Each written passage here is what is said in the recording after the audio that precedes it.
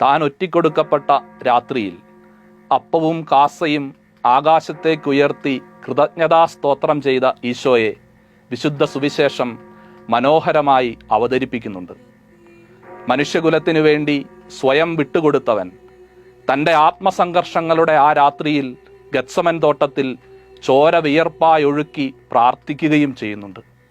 അപ്പസ്തോലിക സഭയുടെ ആരാധ്യമായ വിശുദ്ധ കുർബാന അർപ്പണത്തിൻ്റെ സത്ത മനുഷ്യവംശത്തിനു വേണ്ടി കുരിശിൽ സ്വയം ഇല്ലാതായവൻ്റെ ശരീരവും രക്തവും മാത്രമല്ല, തൻ്റെ ദൈവാസ്തിത്വത്തിൻ്റെ മുഴുവൻ ഭാഗധേയവും വിശുദ്ധിയും വിട്ടുകൊടുത്തവൻ്റെ പങ്കുവച്ചവൻ്റെ അനന്തമായ ഓർമ്മയാചരണമാണ്.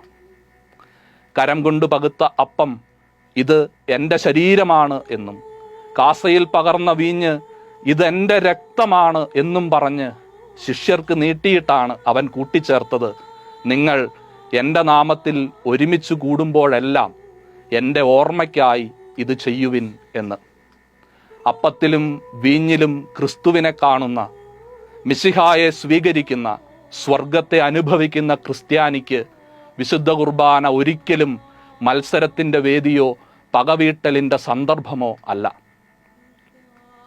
സഭയുടെ പരമാധ്യക്ഷൻ പരിശുദ്ധ പിതാവ് ഫ്രാൻസിസ് മാർപ്പാപ്പ ചരിത്രത്തിലില്ലാത്ത വിധം ഇടപെട്ട് ആവശ്യപ്പെട്ടിട്ടും പിടിവാശി കൊണ്ട്, വെറും പിടിവാശി കൊണ്ടും മാത്രം അനുസരണക്കേട് കാണിക്കുന്ന വൈദിക വേഷധാരികളെ വൈദികരെന്ന് എങ്ങനെയാണ് വിളിക്കുക?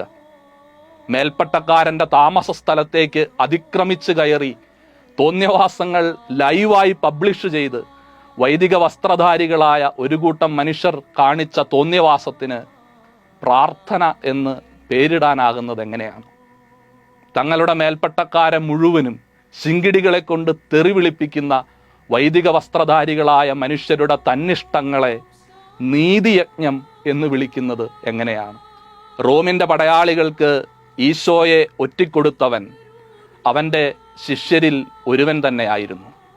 30 വെള്ളിക്കാശിൻ്റെ തിളക്കവും കിലുക്കവും മോഹിപ്പിച്ചപ്പോൾ ഈശോയെ ഒറ്റിക്കൊടുക്കുന്നതിന് ന്യായീകരിക്കാനാവുന്ന കാരണങ്ങൾ അവൻ കണ്ടെത്തി. കളങ്കരഹിതനായ ക്രിസ്തുവിൻ്റെ കവിൾത്തടത്തിൽ മുത്തം വെച്ചുകൊണ്ട് ലോകത്തിലെ ഏറ്റവും ഹീനമായ സ്നേഹപ്രകടനം യൂദാസ് നടത്തി. തൻ്റേത് സ്നേഹമാണെന്നും താൻ ചെയ്യുന്നത് നീതിയാണെന്നും അവൻ തെറ്റിദ്ധരിച്ചു.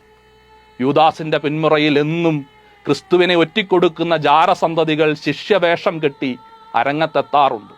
ചരിത്രത്തിൻ്റെ പിന്നാമ്പുറത്ത് യൂദാസ് കെട്ടിഞ്ഞാന്ന് ചത്ത കുശവൻ്റെ പറമ്പിൽ അവരുടെ പ്രേതങ്ങൾ അലറിച്ചിരിക്കുന്നു. ആ ചിരിയാണ് സഭയെ ധിക്കരിച്ച കുർബാനയായും അമിതാഹാരം കഴിച്ചവൻ്റെ നിരാഹാരമായും അന്തസ്സില്ലാത്ത അരമന കയ്യേറ്റമായും മ്ലേച്ഛത നിറഞ്ഞ മുദ്രാവാക്യങ്ങളായും മധ്യകേരളത്തിൽ അലയടിക്കുന്നത്. ഐക്യത്തിൻ്റെ പാനപാത്രത്തിൽ ഭിന്നിപ്പിൻ്റെ വിഷം കലർത്തുന്നവർക്ക്, അതിൽ താൽക്കാലിക നേട്ടത്തിൻ്റെ ജഡിക സുഖം കാണുന്നവർക്ക് ദുരിതം. അക്കൽദാമയിലെ മരച്ചില്ലകൾ അവരെ കൈകാട്ടി വിളിക്കുന്നു.